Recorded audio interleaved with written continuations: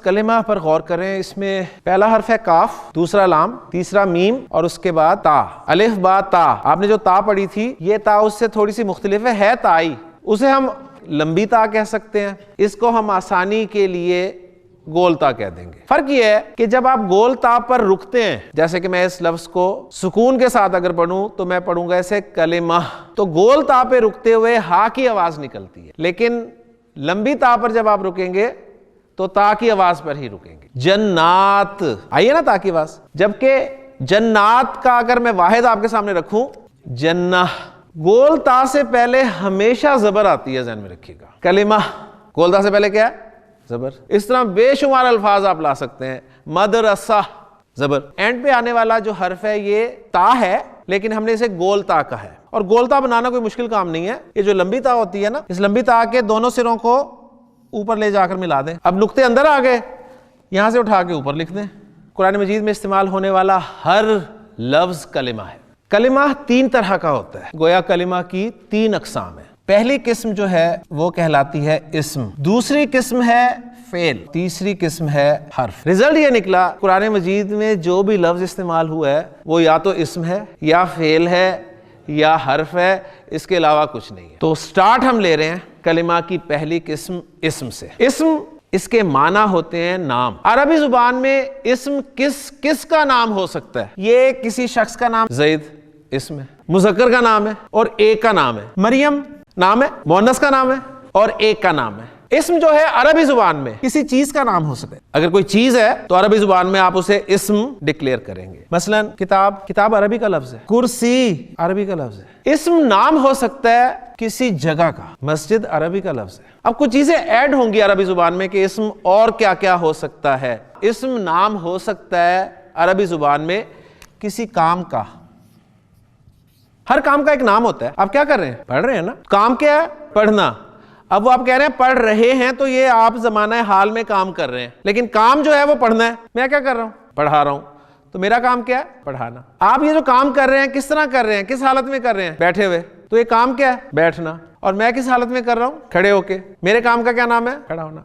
हर काम का नाम अरबी जुबान में इस्म होगा। इन्फाक आपने सुना हुआ है एक लफ्ज, इन्फाक क्या होता है? खर्च करना। काम का नाम है इस्म। तो एक नई चीज आई आपके सामने कि अरबी जुबान में काम का नाम भी इस्म होगा। इसके अलावा इसमें एक चीज आएगी सिफत, जिसे आप सिफत कहते हैं, लेकिन ये भी असल में सिफा है। सिफा गोल ता के साथ, इसलिए इसे सिफत ज्यादा से ज्यादा आप कह सकते हैं। अरबी में पार्ट्स ऑफ स्पीच ये 3 ही हैं, इस्म, फेल और हर्फ। अंग्रेजी के पार्ट्स ऑफ स्पीच 8 या 9, आर्टिकल जो है वो भी पार्ट ऑफ स्पीच है। तो 9 पार्ट्स ऑफ स्पीच है अंग्रेजी में। उर्दू में भी यही 3 है, इस्म, फेल, हर्फ।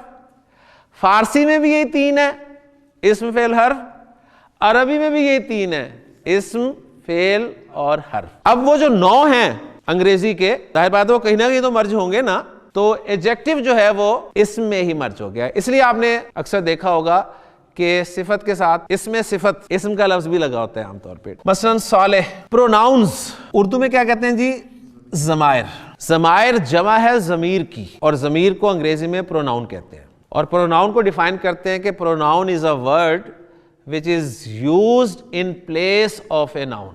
ही, she, it, you, I, we, they, his, him, me, my, ये सारे प्रोनाउंस हैं। तो पहली बात ये कि प्रोनाउंस जो हैं वो भी इस्म है। अंग्रेजी में प्रोनाउंस अलग से एक कैटेगरी है। और ये जो मैंने प्रोनाउंस आपके सामने बोले हैं, ये कौन से प्रोनाउंस हैं? ये पर्सनल प्रोनाउंस हैं। मसलन अरबी जुबान में मैं के लिए अना लफ्ज इस्तेमाल होता है जी, अना। ये पर्सनल प्रोनाउंस है।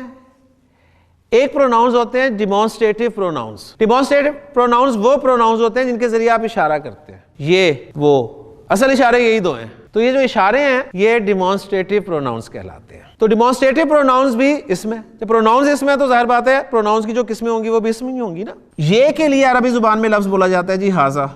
तो हाजा के माना है ये, जिसकी अंग्रेजी दिस है, और ये डिमॉन्स्ट्रेटिव प्रोनाउन है। और चूंकि प्रोनाउन की किस्म है लिहाजा इसमें। प्रोनाउंस की एक और किस्म है रिलेटिव प्रोनाउंस।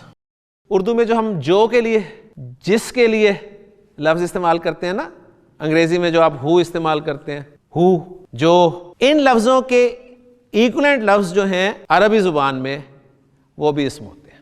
जो उर्दू में जो, ये वो कलम है जो ये वो कलम है जिससे मैं लिख रहा हूं, जो जिस जैसे अल्फाज उर्दू में, अंग्रेजी में हु। अरबी में जो के लिए एक लफ्ज आपके सामने रखता हूं जिससे आप सब वाकिफ हैं, वो है अल्लज़ी।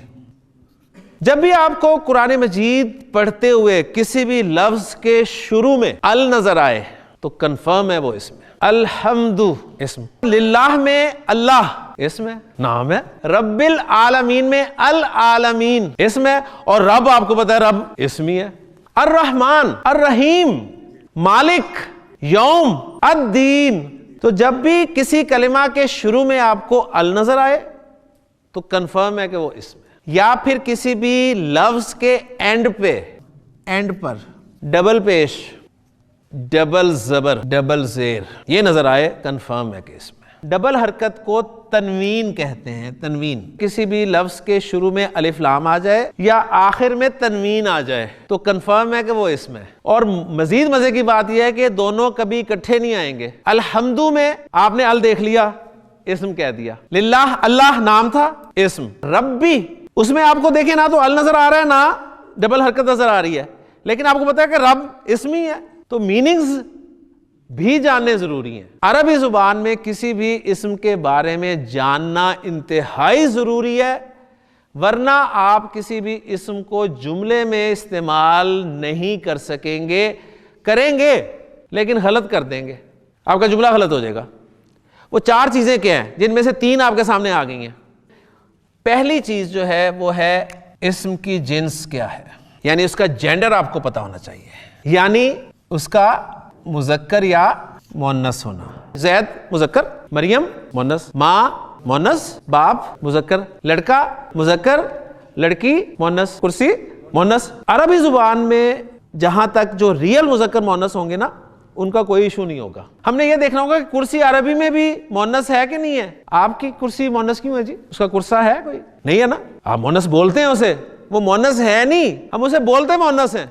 अब हम सीखेंगे इंशाअल्लाह ताला कि अरबी जुबान में अरब जो है वो कुर्सी को मुजक्कर बोलते हैं या मुअन्नस बोलते हैं। फिर उसके बाद दूसरा पहलू इस्म का अदद। अदद यानी उसका नंबर, और नंबर से मुराद है इस्म का वाहिद या जमा होना। वाहिद जमा, किताब की जमा किताबें, मस्जिद की जमा मसाजिद। माशाल्लाह अरबी में मैंने एक जगह खाली छोड़ी है, ये बता रही है कि उर्दू में और अंग्रेजी में तो वाहिद जमा ही होते हैं, लेकिन अरबी में वाहिद जमा के साथ साथ एक तीसरा भी होता है। वो तीसरा जो है वो होता है जी मुसन्ना। इस वक्त पढ़ नहीं रहे, सिर्फ उसका नाम हम लिख रहे हैं, मुसन्ना, जिसे आप डुअल कह सकते हैं। डुअल। तीसरी चीज जो इस्म के बारे में हमने पढ़नी है वो है जी इस्म की वसत। वसत कैपेसिटी। कैपेसिटी में हम पढ़ेंगे इस्म नकरा है या मारफा है। अरबी जुबान में कौन कौन सा इस्म नकरा होगा और कौन कौन सा मारफा होगा, ये हम सीखेंगे। और चौथी और आखिरी चीज जिसके बगैर अरबी नहीं आएगी आपको, ये टॉपिक है जी इस्म का एराब क्या है। सुब्हानक अल्लाहुम्मा व बिहम्दिका अशहदु अल्ला इलाहा इल्ला अंता अस्तगफिरुका व अतूबु इलैक।